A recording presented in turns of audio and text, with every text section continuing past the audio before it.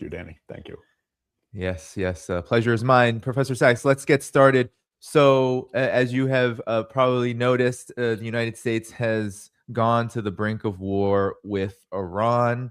Now, Donald Trump has had choice words, even amid now talks of negotiations happening. I just want to play what he said in regards to how he is viewing negotiations and Iran's promise for all-out war if the U.S. attacks.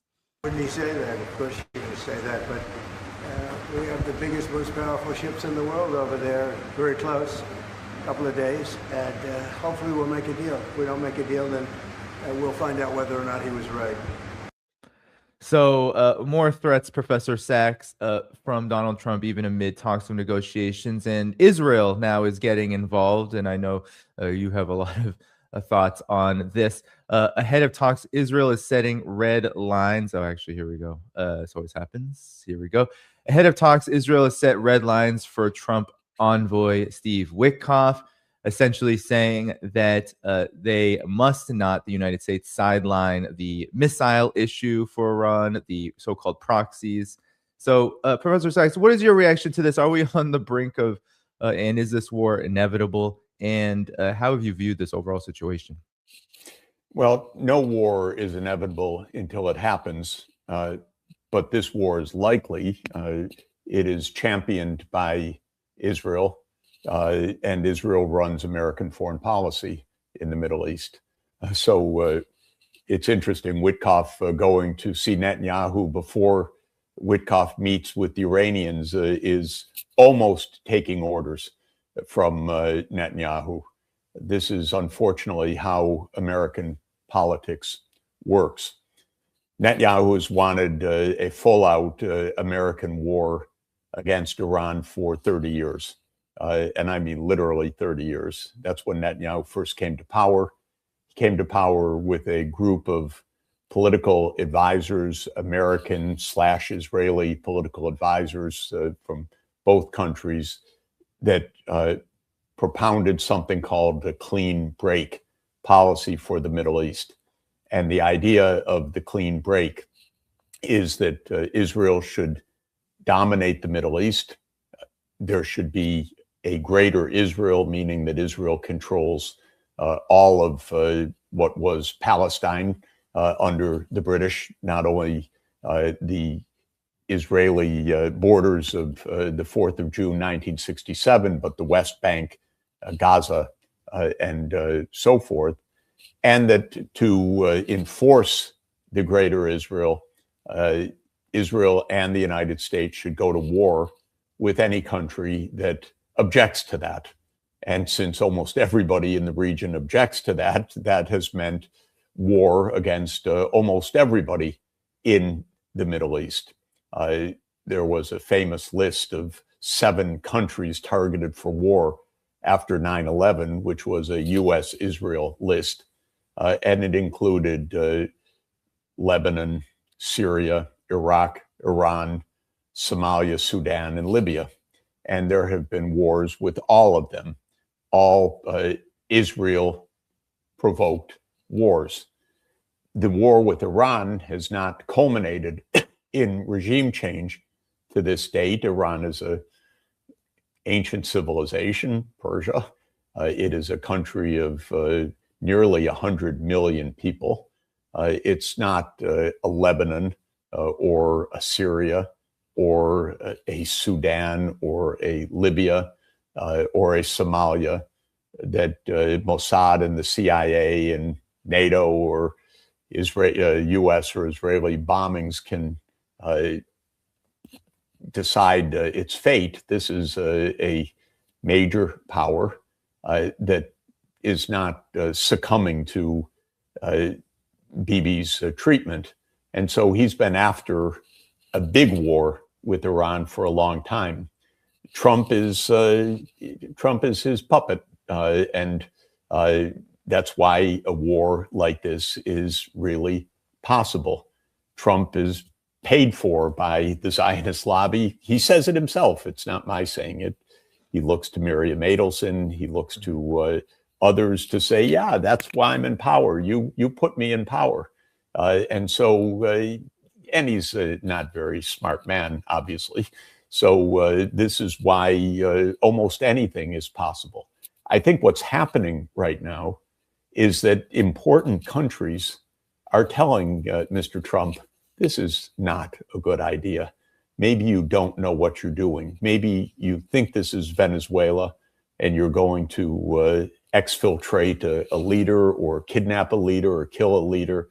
This is not Venezuela. This is not your backyard. This is not something that's going to go down well. I'm pretty sure he's hearing that from the Saudis. I'm pretty sure he's hearing that from Turkey.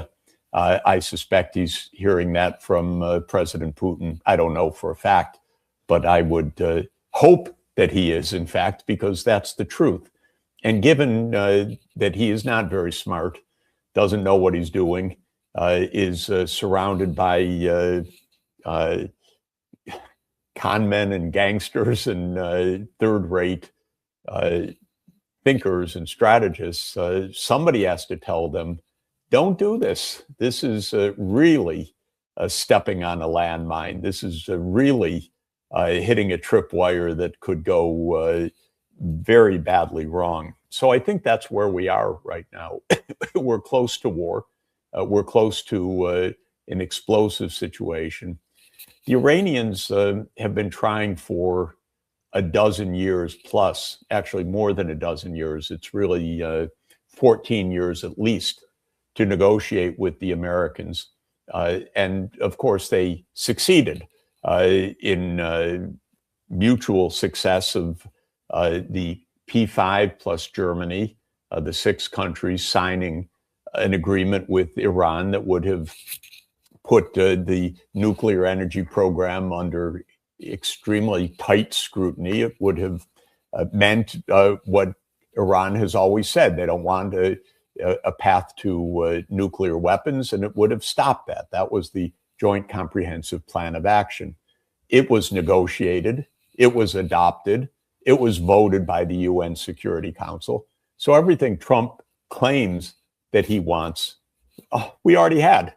The UN Security Council voted Resolution 2231 10 years ago, which said, okay, no path to nuclear weapons, very tight International Atomic Energy Agency supervision. It would have done everything. But Trump, being Trump, both bought by the Zionist lobby and not being presidential in the slightest, ripped up the JCPOA in 2018. And that's where we are to this moment. So if you ask me what's going to happen, I can tell you what rationally should happen. And that is that Turkey and Russia and Saudi Arabia and other countries should be explaining to Mr. Trump, don't do this. But whether that is enough remains to be seen.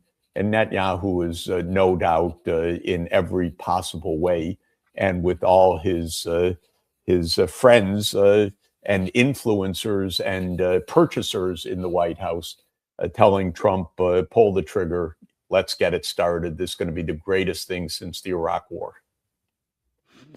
Yeah, well, you've mentioned the consequences globally that are being recognized. What are these consequences that the region and the world are recognizing with the possible war with Iran? Because many have who watch this program have speculated that the United States is plunging itself back into a major Middle East wars that could have far-reaching global implications, much farther than perhaps wars in the past. Even we're talking about World War, maybe consequences. What are your thoughts on these? Wars are very unpredictable, and you don't know who is going to be making what kinds of decisions. Iran is within weeks of being able to develop nuclear weapons, I believe, with the 400 kilograms of enriched uranium. And if they want to, they could make a dash for nuclear weapons. I doubt that that could be stopped in any way by any bombings or anything else. It's quite clear that everything Trump has said about the bombings last summer are just BS, because if indeed Iran's nuclear program had been stopped. Why the hell are we about to have a war now when Trump is saying no nuclear weapons is the big issue? Because what they did last summer didn't accomplish anything. Okay? So this is first point. This could go nuclear. I don't think the Iranians want that at all. I really don't. They've been spending the last 14 years to say we don't want that. But it could. And if they were attacked, it would surely change the discussion inside Iran between hardliners and softliners and all the rest. So that's one possible outcome. A second possible outcome is on the conventional side.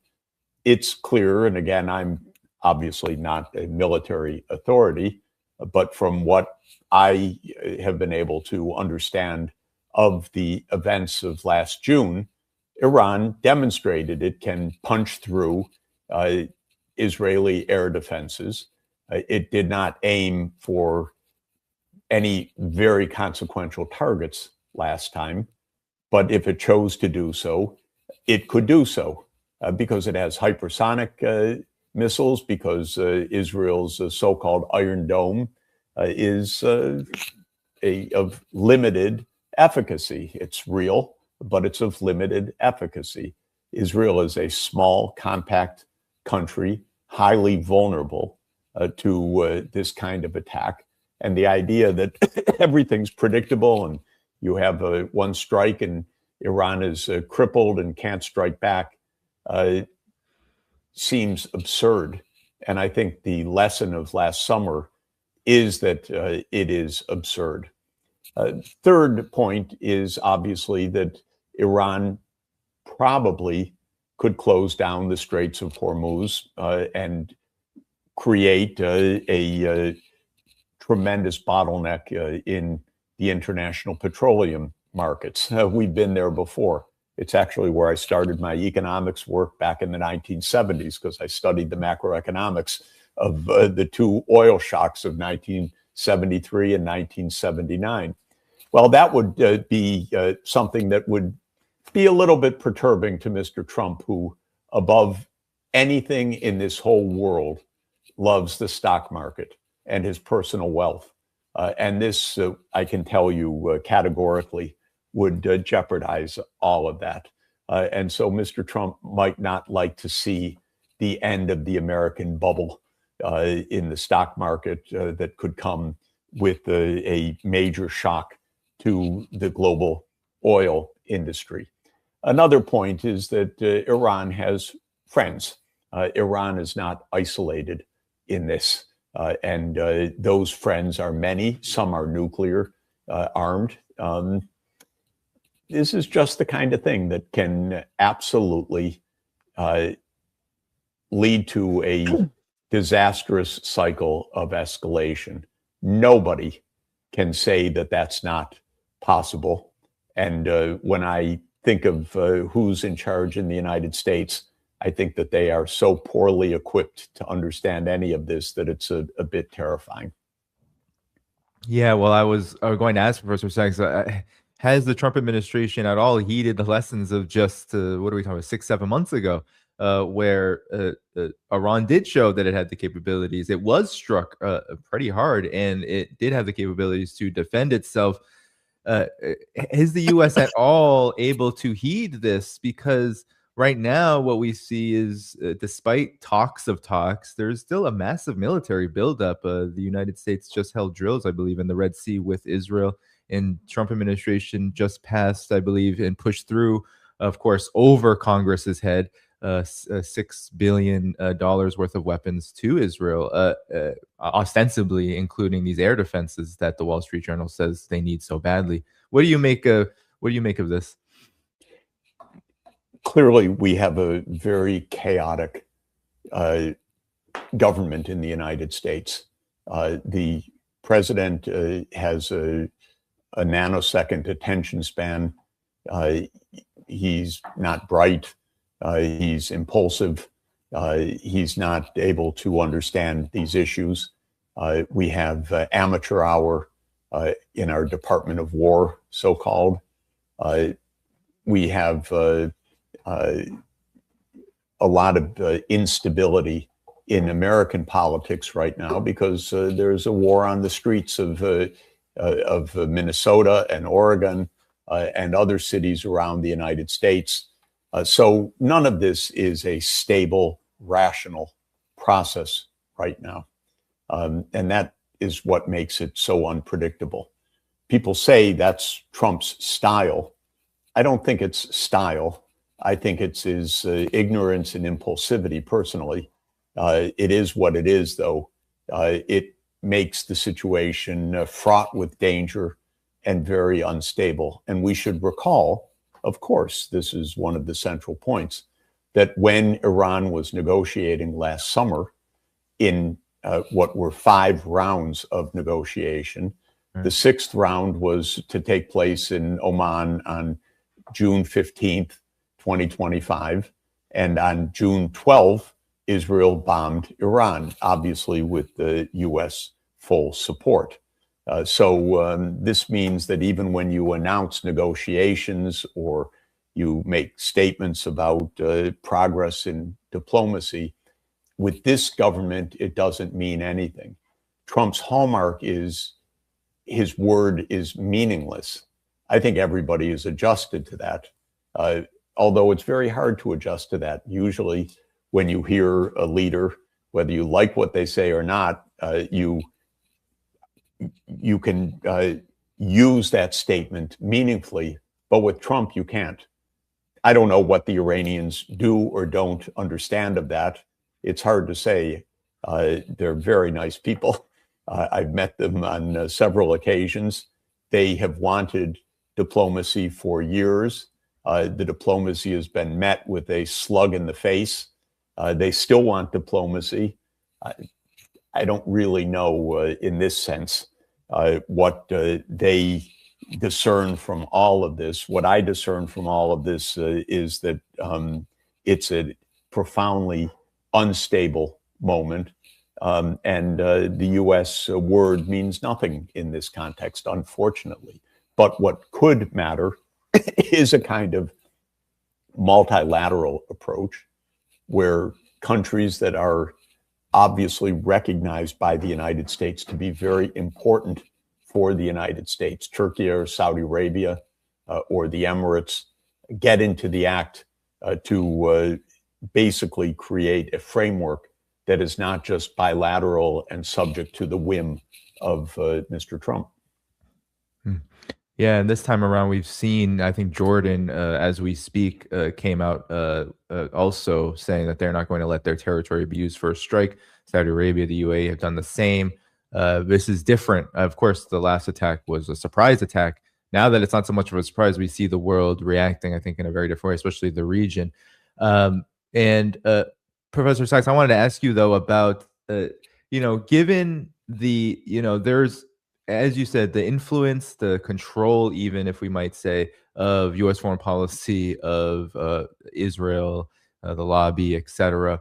I don't know if you saw the latest Epstein file, document leak or dump that said through an FBI report that Trump is compromised by Israel and that Jared Kushner is the brains of his entire operation. I mean, what does this portend then? Because we all know that even though the U.S. obviously has had Iran in its crosshairs for quite some time, now you add this Israel element where Israel seems very desperate to attack Iran, have Iran attacked. What does this portend? What does it say also about the United States and its governance right now, given all these crises that are surrounding Trump and the United States as a whole? Of course, the facts of the Epstein files show that this was a Mossad operation, a high-level Israeli operation that basically suborned a very significant part of the American political class, including Trump and including others. And Epstein's all over the place with the Ukrainians, with the Israelis, with the security issues. This was not some freelance pedophile. This is an operation of Mossad. And that's telling. of course, no one's telling the full story, but what we see is really quite amazing how much that this is implicated not only the U.S. political class, but across Europe, across Norway, Britain, Poland, other places. It's all pretty stark. We need a little bit of transparency here. It's not good to have a president of the United States and other leading politicians suborned by this kind of sting operation. It again is probably part of the explanation of what has happened.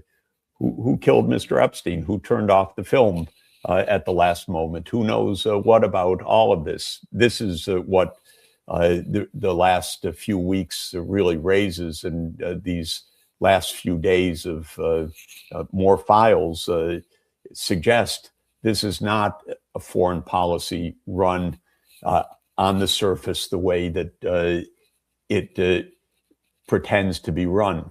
This is a network that is pretty deeply unpleasant, and its grips on American policymaking are rather stunning.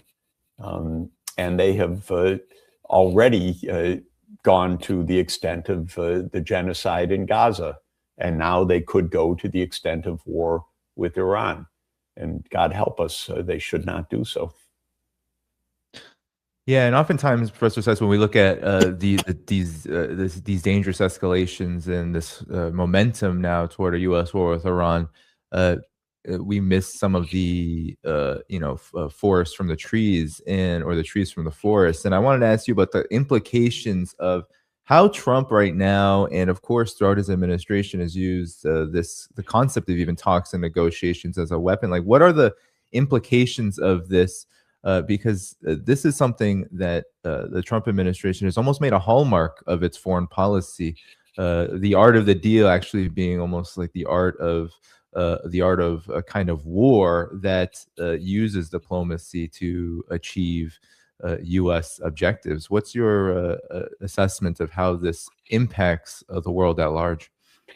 The U.S. is at war in a lot of places. It's at war with Cuba right now. It's at war with Venezuela.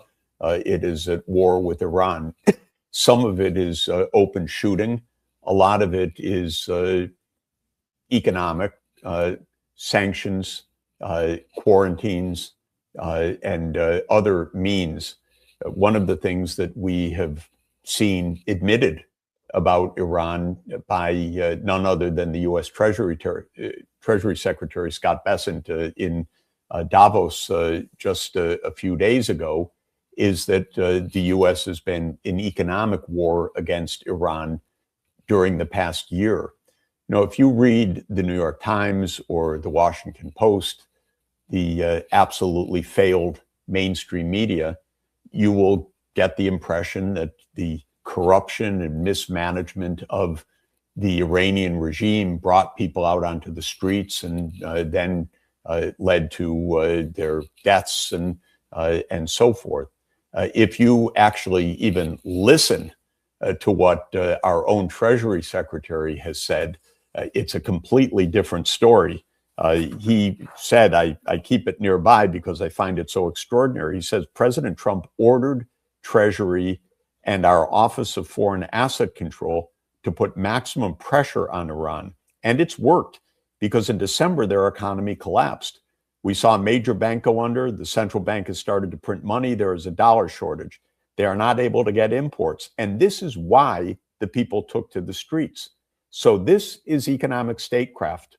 No shots fired, and things are moving in a very positive way here, says Mr. Bessent. Positive. Destroying an economy, bringing people out onto the streets. It's positive because the game that's being played is regime change. And so things are working in a very positive way. He calls this economic statecraft. I would call it extortion, gangsterism, war by another means. And that's happening in many places in the world right now. So the U.S. is at war with a lot of the world. They're scared. A lot of the countries are scared. the U.S. can strangle other countries' currencies. The U.S. Has a way to bring down other countries' currencies through its sanctions regime, which basically says to banks all over the world, you cannot process transactions to Iran or to other countries. And so Iran cannot get paid for its actual exports. So this is underway. They're rather giddy about this, so that Mr. Besant sat on the stage in Davos and bragged about this so-called economic statecraft. I think it's horrifying. And I just wish the New York Times would even do one little story about it. This wasn't hidden. It doesn't take an investigative reporter. It just takes a smidgen of honesty. Well, in 30 seconds, maybe Professor Sachs, if you could react to the fact that this caused thousands of people to be killed in Iran. So what the United States did to try to strangle Iran, it's caused the death of thousands of people over time, and now thousands of people in just a few weeks. Your final reaction to what you see ahead, and what should be the actual approach that we should all be taking to this war? Two things are needed. We need the grown-ups in this world, President Putin, President Erdogan, the leadership of Saudi Arabia and other countries, to say to Donald Trump, do not do this. This is the first thing. Second, we need the United Nations Security Council, which is charged with this, to stand up and do its responsibility and stop hiding. Get into session and tell the United States that under Article 2, Section 4 of the UN Charter, you cannot threaten the use of force. Not only not use force, but not even threaten the use of force. So this is what we need in the coming days. We need diplomacy, both at a bilateral or regional basis, by the countries that understand how disastrous the U.S. and Israeli approach are. And we need the UN to do its damn work, because that's what it's there for, is to say this is not acceptable. This kind of threat and bluster and bombings and assassinations and so-called economic statecraft. We need to put an end to this, because otherwise it's going to put an end to us. The one and only Professor Jeffrey Sachs. Professor Sachs, thanks so much for joining me today. Look forward to the next time. Great to be with you. Thanks so much. Take care. Everybody, we have a lot of show left to go, so please do stick around and hit the like button. I'm going to get to a story I was going to cover with Patrick. Unfortunately, Patrick Henningsen was unable to join due to personal reasons. He'll be back again very soon. But let's get right to it, because I wanted to cover something very critically important, and that is Russia and China's role in staving off this oncoming war that the United States is brewing right now against Iran. And I'm just going to get ready for this as we wait here, because it's absolutely critical that we understand what is going on and how Russia and China are playing a deep role in helping to de-escalate and forge peace rather than war. And it's their relationship with Iran that I believe is helping do exactly that. So let's get right to it, because I think there is a two-pronged approach that Russia and China are taking. I'm going to explain that right now. Did Russia and China just stop the United States from going to war with Iran? Now, we know that the United States is on its way to war with Iran. It's almost inevitable. Of course, nothing is inevitable until it happens, but it is likely inevitable given the buildup, given how Trump likes to corner himself on purpose against the wall in order to look like he is forced to do something, when in fact a war on Iran is aligned with U.S. and Israeli interests. Remember, these are two arms of the same animal of empire. Now, Russia and China, their role in this is often misunderstood. A lot of times you hear the Western mainstream media either saying Russia and China are abandoning Iran, or Russia and China are nefariously trying to use Iran to dictate what happens in the region. Of course, neither of these are true. But what has Iran been doing with Russia and China that has the United States so nervous? And has it actually stopped the United States for now from going to war kinetically with Iran outside of what's already been done, which is a horrific proxy war inside the country that did kill thousands of people? But the bombs have not come down, and Russia and China has had a role in this. I'm just going to pull up what Russia has done. Russia has been doing an intense amount of diplomacy, or it has been meeting with major officials both on the Iranian side, the Israeli side, and there have been back channel talks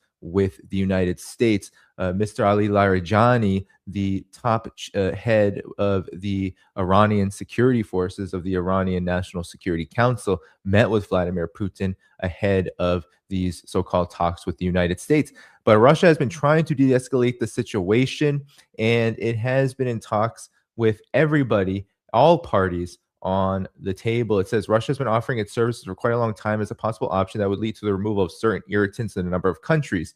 So Russia has tried to play the denuclearization role, which some people have questioned. Why would Russia help Iran denuclearize? Well, the fact of the matter is that Iran wants to denuclearize its nuclear weapons capacity in exchange for sanctions relief. That's what Iran wants. And Iran has been very firm about this. And Russia is, of course, more than happy to help. And that's a big, that is a big deal for Iran, because Russia is a trustworthy player. Unlike the United States, unlike Israel, and unlike, of course, its vassals in the region, Iran can trust Russia to play this mediator role and not interfere with its interests, directly, or its political decision-making process. Now, of course, that is one part of it. And Russia has been playing mainly a diplomatic role. Of course, there have been tankers. There have been various aircraft flying into Iran with unknown cargo that is likely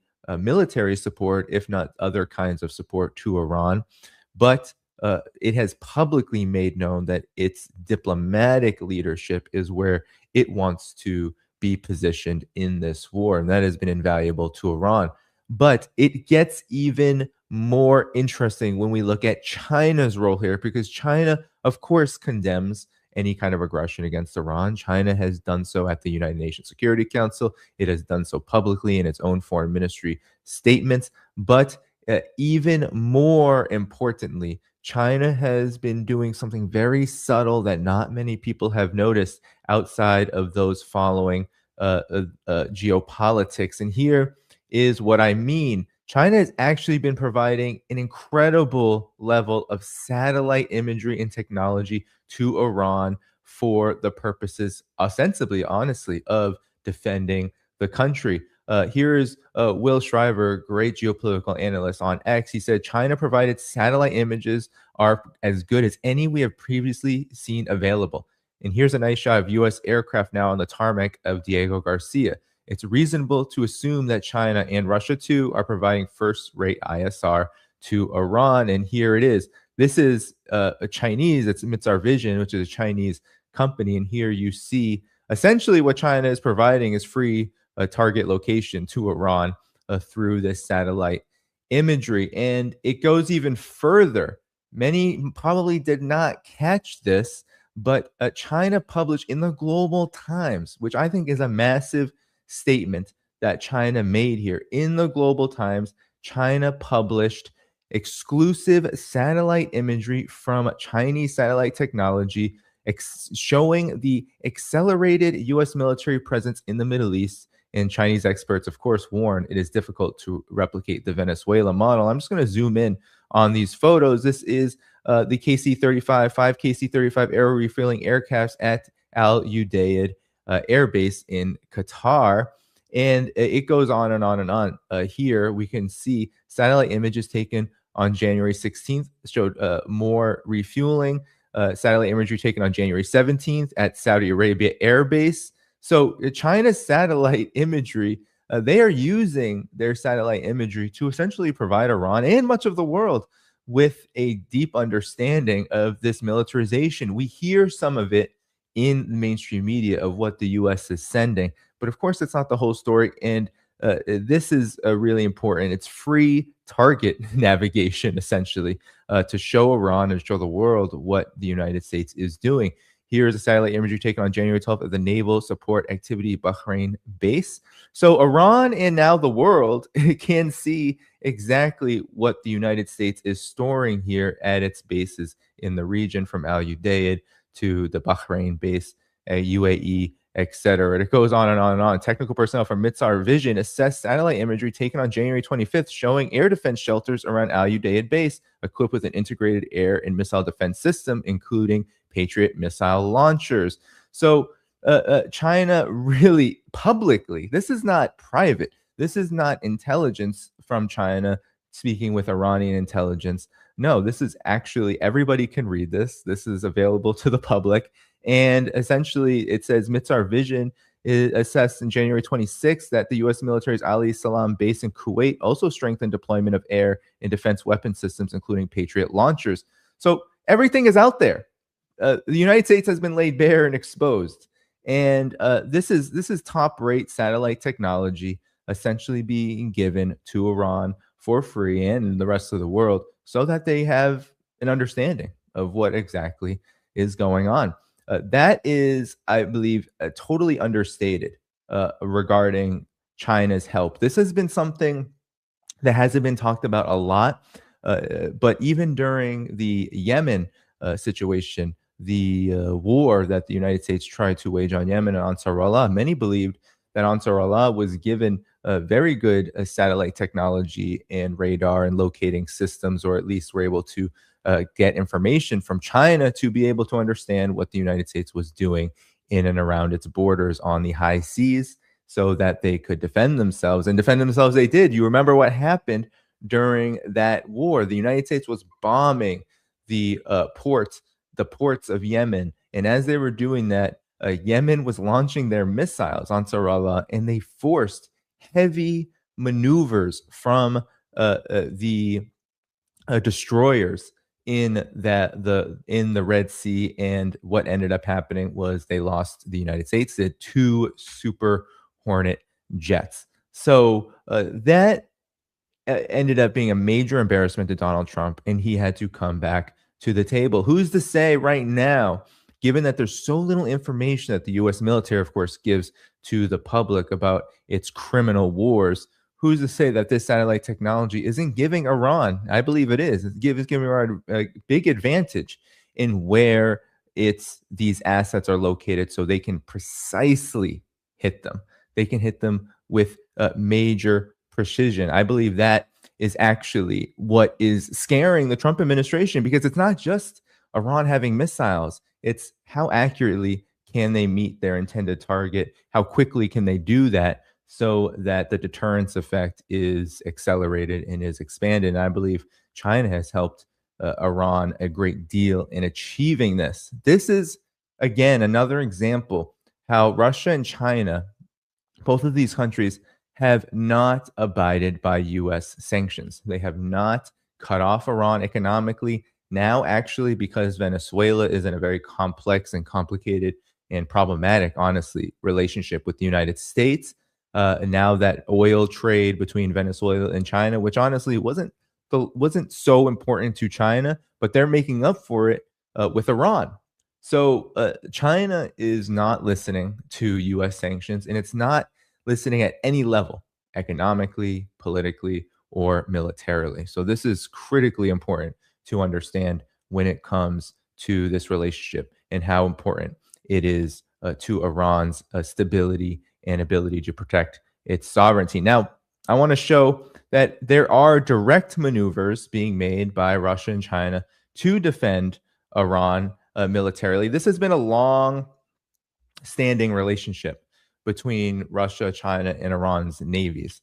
So China has dispatched several advanced destroyers toward Iranian waters as Russia and China prepare to hold joint naval drills near the Strait of Hormuz. So those drills, I believe, didn't happen because of the United States calling Iran saying, we desperately want to talk. CENTCOM sent out a warning to Iran saying, oh, please don't do these drills. People saw it as a warning. I saw it as, please don't do these drills because we will be compelled to do something dumb like attack, and then you will actually close the straits and we'll be screwed. Right? I think a lot of people see the Trump administration's bluster as, unfortunately, actually a sign of power, but a lot of his so-called bullyism to deal making, that pipeline he is trying to build, actually is a big sign of weakness. And now we are seeing that with the Trump administration saying it needs to have talks with Iran, and it's going to send Steve Witkoff to Israel, and then there will be a delegation that meets between Iran and the United States, therefore extending this process, perhaps extending the ability for the United States to arm up with air defenses its vassals and Israel. But I don't, at the end of the day, that is only going to make so much of a difference. So Russia and China are working directly, right, with Iran through naval exercises and the strengthening of the relationship between these three countries militarily. And these naval exercises they were just postponed. They're going to happen, and they're going to happen in February. The Maritime Executive, which is essentially an outlet that is connected to the U.S. Marines, China and Russia plan to hold naval exercises with Iran in February. The commander of the regular Iranian army, Rear Admiral Shahram Irani, has announced that Iran will once again host Chinese and Russian naval vessels in Exercise Maritime Security Belt in 2026 to be held in the northern Indian Ocean in late February. There have been no confirmatory announcements yet from China or Russia, but the Iranians will be anxious to secure participation again in this annual exercise, needing to reassurance of having allies alongside them at a high time of tension. Chinese participants can be expected to be drawn from the People's Liberation Army Navy's Djibouti-based 48th Flotilla. Mind you, this is China's singular military base in the region, which is located in northern Africa. Northeast Africa, made up of Type 52DL guided missile destroyer Tangshan and Type 54A guided missile frigate Daqing and the Type 903A replenishment Taihu. So this is what we will be seeing, right? China has a massive navy. Russia's navy is not massive. Its military is massive overall, and Iran's navy is considered, at least for regionally, to be top of the line, but of course smaller than what the United States has put billions and billions and billions of dollars into. But nonetheless, this is a major statement, okay? Every year these drills happen, but now they are raising eyebrows with the collective West, with the United States, because they realize that this relationship is actually something that is not breakable, and it is one that is only strengthening and only making sure that Iran is further protected. Now, some might say that these measures are not big enough to really deter the United States. And I would say yes, because the United States cannot be deterred from waging war, because the U.S. is built on war as an empire of plunder, chaos, and strikes, as our friend Pepe Escobar, to paraphrase him. But that is not, of course, we cannot say that that is something Iran, Russia, or China can control. No, this behemoth of an empire is going to continue to wage wars. The big question is, will these wars achieve U.S. objectives? With Syria, after many years, over almost a decade and a half, regime change occurred. With Venezuela, some kind of partial regime change occurred, and the U.S. did get concessions. Venezuela, I believe, has gotten some concessions. But nonetheless, are the objectives achieved in war? 99% of the time for the United States empire, especially in the last 25 years, you could say absolutely not. And it's not going to get better. And guess what? The U.S. warmongering neocon elite, they are recognizing this. This isn't something that is a secret anymore to the U.S. elites. They're not even making you seem like it's a secret. They're not trying to hide it from you anymore. They're telling you that this is a huge risk. And waging war with Iran is far riskier, the New York Times is saying, than ousting Maduro, which was a horrific war crime that killed hundreds of people and led to the absolute criminal kidnapping of a leader, the legitimate leader of Venezuela. But nonetheless, Iran's ability to strike Israel to destabilize the wider Middle East makes Iran a far more dangerous adversary. And these are just the facts, because Venezuela, despite having Russian weapons and some Iranian weapons, they were not equipped to fight back militarily against the United States.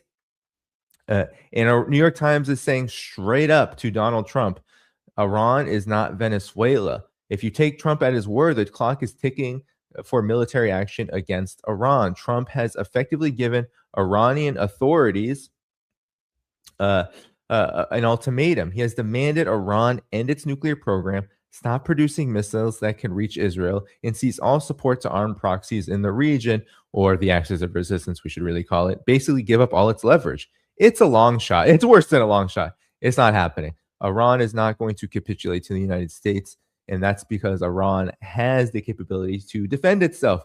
It is one thing when you don't have the capability to defend yourself, then yes, you do need to take major concessions.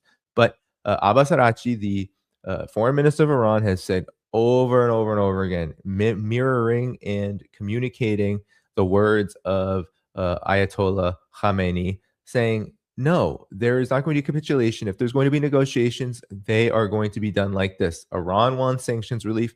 We'll give you reduced nuclear production, so we don't have the ability to create a weapon, but we have a domestic nuclear industry. And that is the concession. We are going to go back to the nuclear deal, which the United States, of course, tore up, and Obama never really followed in the first place. If Iran didn't comply, Trump said a massive armada is heading toward Iran, and that's what they exactly did. But as colleagues report in the New York Times, Iran's ability to strike Israeli cities and destabilize the wider Middle East makes it far more dangerous, which is why, for all his bluster, his top aides are still weighing whether to make good on military threats. It's trying to use Venezuela. The president is trying to use Venezuela to intimidate the Iranians without a clear objective. This is David Sanger. The playbook is familiar, but the target is very different. And David Sanger is a neocon. David Sanger is someone who has peddled for years and years and years the notion that Iran's nuclear weapons capability are the reason why the United States and Israel must be aggressive toward Iran and must build up to war. So even David Sanger is pulling back. And it says the analogy with Venezuela is tempting. Iran, like Venezuela, is run by a brutal authoritarian government. It defines itself in opposition to the U.S., relying on rivals like China and Russia to circumvent trade restrictions, aka sanctions. It's weak domestically, right? So they think it's weak. They think Iran, this is what you see all over the Western mainstream media, Iran is weak. Russia and China are keeping it together. And Tehran's military is actually weak at the moment, because look at what happened to the axis of resistance. Assad is gone. Hamas and Hezbollah have been decimated, and the bombardments actually had made a big difference in the 12-day war against Iran. But this is how they're trying to spin it. The weakness is part of the reason Iranian leadership is so determined to strike back. It's time. It's a time about survival. This time it's about survival. They've signaled that if the U.S. strikes them, they will do what they can to make it an all-out war in the region. Well, the thing is, what's so interesting about this is that indeed Iran has the ability to strike back, and Iran has the ability to make this a regional war, but it's not because it's weak. It's because even Israel has admitted itself, the United States has admitted themselves, that Iran's missile capabilities have either been restored back to what they were before the 12-day war, or they've been expanded because Iran has been preparing for this very moment. So again, more cope from the elites, the neocons that are trying to spin this, but they're trying so desperately hard. Let's give them some credit. They're trying so desperately hard to actually communicate that this is a bad idea, that striking Iran will have major consequences. They're not doing a good job with it. We can't say that they get an A+ for this warning, but indeed, the warning is there. And we have to understand that without Russia and China's support, none of that would be as possible. Again, I don't want to undermine Iran. I don't want to say Iran doesn't have its own capabilities, which it does. It has relied a lot on indigenous capabilities. The debate about whether Russia and China have been spurned by Iran or vice versa around military aid and other kinds of cooperation militarily. Those debates are always happening. But in large part, that's because Iran has really prioritized developing its own indigenous military capabilities to defend itself and its sovereignty, saying that it cannot rely on anybody because, whether you think this is correct or not, because the global situation is so much in flux. And in truth, there's a huge strength to this, in which you are then forced to develop your own scientific capabilities and your own military capabilities, so that when you are able to receive Chinese and Russian support more directly, because let's be honest, they're still getting components, they're still trading with Russia and China, the sanctions are being circumvented. But when you're able to get more direct support, like Su-35s or J-10Cs or whatever it is, then you have more of a capability to use these weapons faster, to be able to integrate them in your military, because your military is strong, it's organized, and it's technologically capable. And a Washington Post, again, we have to look at this because the cope is very real right now. The fear of war is very real. This is not about, okay, Iran can't get hurt, that there will be no damage done to Iran. Yes, a war will be disastrous and many people will die. And the US has the capability of making that happen with what it has in its arsenal, but it cannot achieve its objectives, and it cannot fight back against this. It can't fight back against how Iran's missiles pose a deadly threat, says the Washington Post, which is communicating through the Gulf allies as Trump is weighing these strikes. The Trump administration is pressuring Iran with massive military buildup in the region, while Persian Gulf states are warning U.S. officials that Tehran's missile program remains capable of inflicting significant damage to U.S. interests in the region, according to two Western officials briefed on the matter. Although Iran's missile program suffered critical losses in the country's 12-day war, an assessment produced by a U.S. ally in the Gulf found key elements remain intact and other capabilities have been rebuilt, according to officials. They and others interviewed for this report spoke on the condition of anonymity because they were not authorized to discuss the subject with the media. Iran's ability to launch retaliatory, effective attacks has been central to the Trump administration's decision-making as it amasses forces around the Islamic Republic. Trump initially said he was considering military action for supporting massive public protests in Iran against the ruling system and supreme leader, but has since shifted to demand Iran return to nuclear talks. Trump withdrew the United States from the 2015 deal to limit the nuclear program of Iran during his first term. So again, they're admitting it straight to our faces, everybody, that Iran has the capabilities. I don't believe they know how capable Iran is. I don't think their intelligence is that good, but it's good enough to know that Iran has missiles and Iran knows how to use them, and Iran has not been decimated to the point where it can't fight back. And I would venture, given Iran's confidence in this situation, that Iran not only has the ability to strike back, but has the ability to strike back very, very hard. And that those 40 to 50,000 U.S. troops that Marco Rubio told Congress are just sitting ducks waiting for those ballistic missiles to rain on its head. Those 40 to 50,000 troops are in big trouble. When I was in Vietnam in 2023 and the October 7th jumped off, the United States did massively build up in the region as well. Yeah, we have to remember that the United States was looking to escalate the war that Israel started, which became the genocide in Gaza. And they wanted to escalate it because they saw that the response from the region was likely going to be very sympathetic to the Palestinians, therefore leading to Israel being in a very sensitive situation, maybe even leading to an Iran axis of resistance direct struggle to stop Israel. Now, that didn't happen because the balance of forces, of course, were shifted when the U.S. built up under Biden around the Middle East. And of course, Israel showed that it had absolutely no capacity to do anything but kill, kill, kill. But the fact of the matter is that the United States is constantly doing this. It is constantly building up in the region, and it is seeing it is setting its sights on Iran. But Iran has these capabilities that cannot be undermined or underestimated anymore. We've seen over and over and over again how Iran has shown through True Promise 1, True Promise 2, then True Promise 3, that it only shows more and more of its capabilities, and we should believe that it hasn't shown its full capabilities just yet. So these troops are in trouble. And I believe when I was in Vietnam at the time, I was with a US veteran who had a son who was in the Navy, and his son was deployed to the Middle East, and they were scared. They were scared of Yemeni missiles, of Iranian missiles. If this war expanded into the genocide, expanded into a regional war, they were scared of getting hit. So you better believe there's fear right now all across the US's military brass.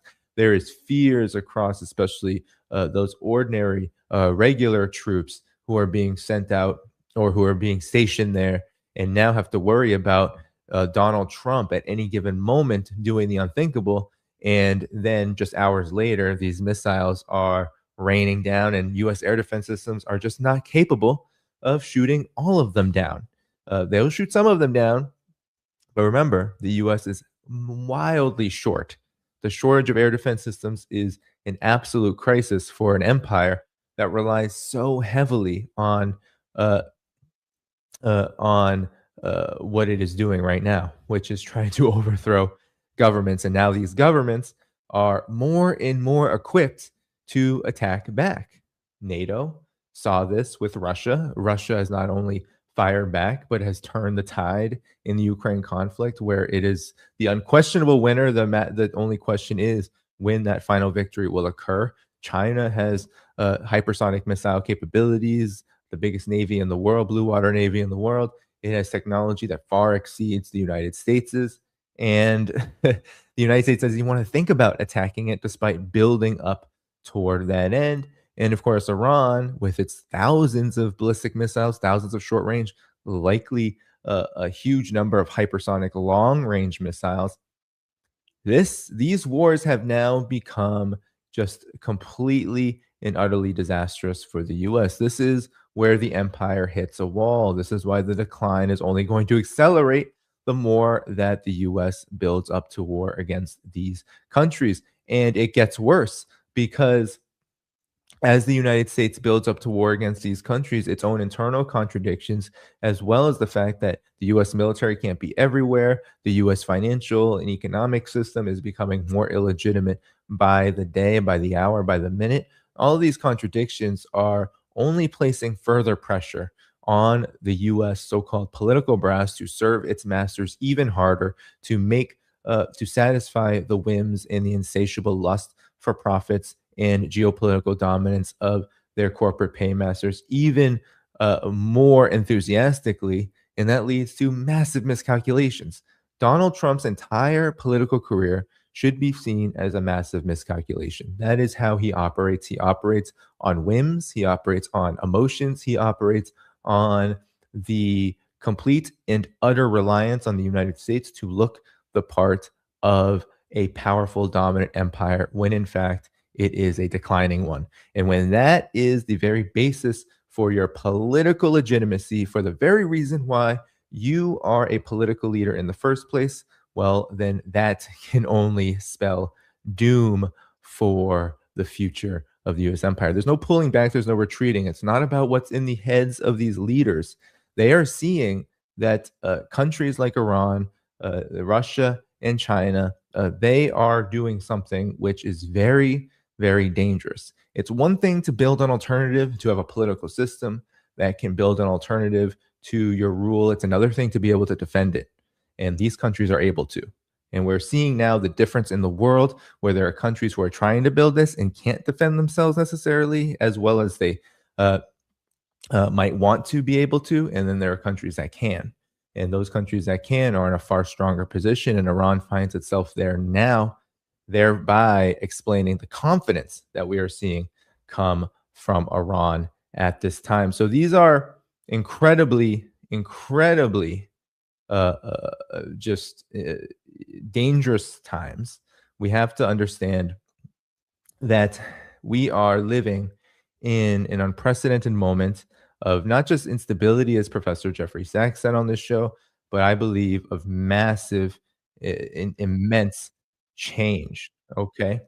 Um, so hold on one second. Is my camera blurry now? It is. I don't know why.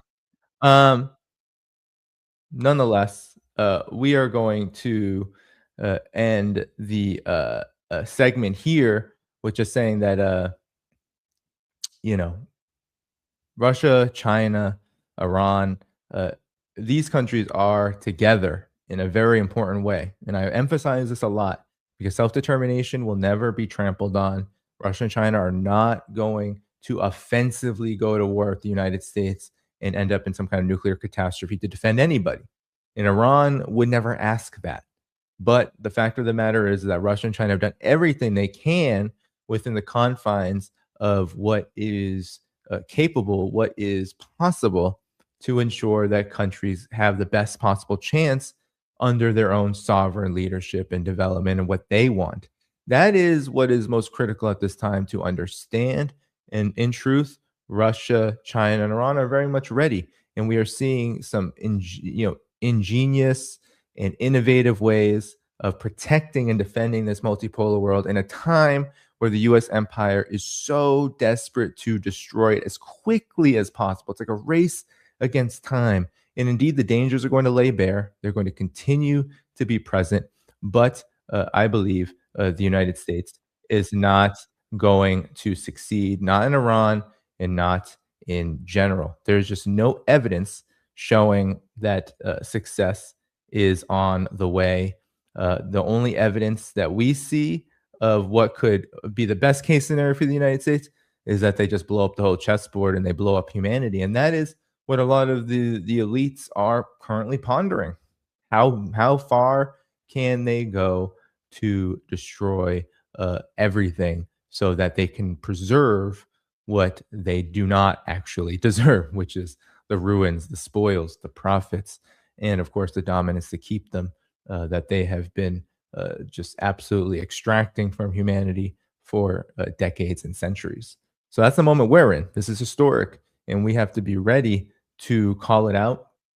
And we have to explain to people that this is the overall historic position the US empire finds itself in, and we need to desperately, desperately stop it.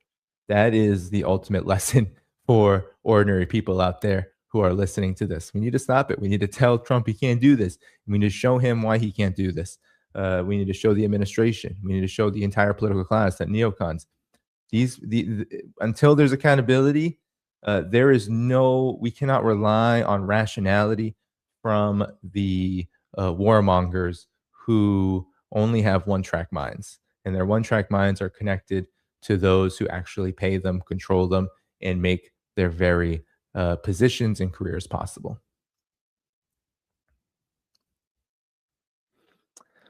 All right, everyone. I just want to say thanks for sticking around. Patrick will be back on the show at some point soon. I want to thank the new members here. Thanks so much to you, Pod Boom and Senor Brian. And I want to pull up this from Pod Boom.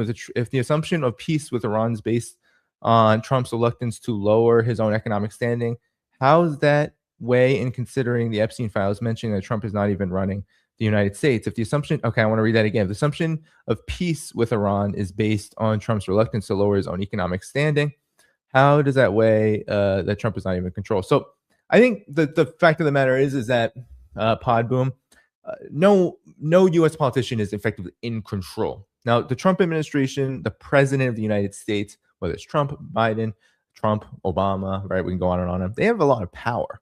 They have a lot of power to make decisions, but though that power ultimately falls within the confines of what they are allowed to do. You're never going to see the president of the United States say, executive order, healthcare for everyone, executive order, we're going to raise the minimum wage to what it should be, which is like $30 an hour because the U.S. is such an inflated economy. We're going to end homelessness. We're going to end the wars. You're not going to see an executive order ever on that. It's always going to be executive orders making life more draconian, more unfree, more harsh in terms of economics, etc. You're only going to see more suffering. So indeed, Trump has power. Presidents have power, but yes, they do serve interests that make their power possible, and that's the multinational corporate elite, the multinational, the capitalists, those major monopolists, bankers, financiers who ultimately head up the major institutions which donate to their campaign. And one of those institutions happens to be Israel. Israel lobbyists who are connected to these same elites, them in the military-industrial complex. Maybe some of them are just that. The MIC, the banks on Wall Street, they're all connected. And Israel happens to be a huge vacuum that sucks up so much space in the U.S. political apparatus, the U.S. state, so that the interests of not just Israel, but Israel and the U.S. empire, right? If they're one thing, Israel and the U.S. empire are met. And that, of course, is all about enriching themselves and, of course, reinforcing their dominance. And here's Mike Huckabee. I mean, he says it straight up, Pod Boom. I believe, this is not just framing. This is not just narrative spin. I believe this is exactly what people like Huckabee and others think. Here we go. Say is that there is a genuine relationship and there is partnership that is unlike we have with any other country. So I don't think people should look at this as who's on which side, who's against, who's for. That misses the point. The U.S. and Israel understand that whatever happens to one of us is going to impact dramatically the other. So, I mean, he says it straight up. He continues. Hold on. Every enemy that Israel has is an enemy of the United States. Every enemy that Israel has is an enemy of the United States. And I don't believe that is just Huckabee and them just being controlled by, Israel lobbyists, et cetera. I believe it's much deeper than that. I believe that there is a major alignment of those forces. It's one animal, I like to say. It's one body, one entity. And when Huckabee and the like say our enemies are your enemies are our enemies, I believe that they are telling the truth, that they are being very honest, despite the fact that there is, of course, political and financial manipulation and control. The fact of the matter is there's always a choice, right? There's choices and there are no choices. In that case, there's a choice. You're given the offer of, serve Israel, serve us. And then you say, well, what choice do I make?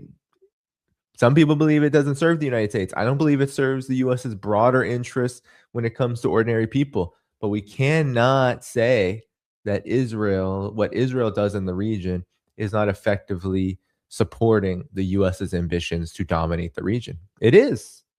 Now, it's not perfect. It's not the most pretty alliance, right? Because there are contentions. There definitely are tensions around certain things, especially with the way Israel behaves. But guess what? Israel's there. It's the colony that's there. So despite the fact that the United States is the empire, Israel has a lot of leverage because it's the one that, this is how the United States turned what was supposed to be a vassal, first for the UK, for the British Empire, then the US Empire. Supposed to be a vassal, but no, you can actually turn vassals into kind of very empowered entities by essentially giving up all your leverage through this total and complete alignment amongst the political classes of both colonies. And now, of course, both aspiring empires. The US is an empire and Israel is an aspiring one. So it's a very messy situation, but nonetheless, that's why it looks the way it does. That's why we see this happening in the way that it's happening, is because there actually is a major alignment. And yes, no, Donald Trump is not in control because it's always the bankers, it's always the MIC, it's always the warmongers, the neocons, those with the money, those with the ability to donate to campaigns, those who ultimately wield capital. They're the ones who are really in control. Trump, he's just there to steer the ship as terribly as he's doing. So thanks so much. I'm just going to put, it says, Empire, we are, says, Navy is not an army. We can't outsource bodies for our Navy like we did for our army in Ukraine. Nope. There's no outsourcing the U.S. Navy. This is why the United States can't really build up a proxy force in the region against Iran that could be powerful enough to overthrow it, because there's the Baluchis who is there, right? On land, we saw how Iran, despite errors in the beginning, we saw how Iran wiped away those forces who were trying to cause destabilization, but they didn't even have any leadership. So it was unlikely they were going to achieve their goals anyway. Jimmy Dore, PODC says USA is paying $2 trillion servicing costs If I was an advisor, it might be advantageous to course a war with Iran if America gets stuck with its debt balloon. Okay. Okay. Use Epstein to make poor decisions, load up America with debt, all benefit to Israel, backstep USA, forcing war with Iran, Israel pivot to China. I don't know if I agree with that. At the same, I don't look. I think the Epstein saga is revealing.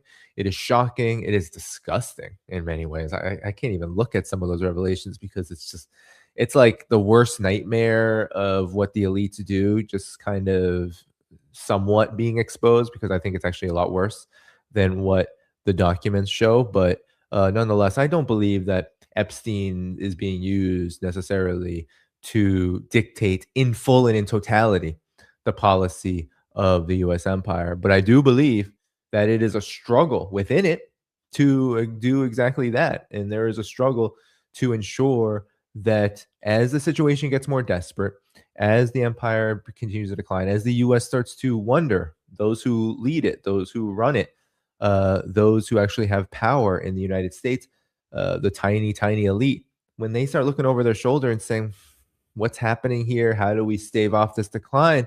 And some of those options are not favorable to Israel. Yes, indeed.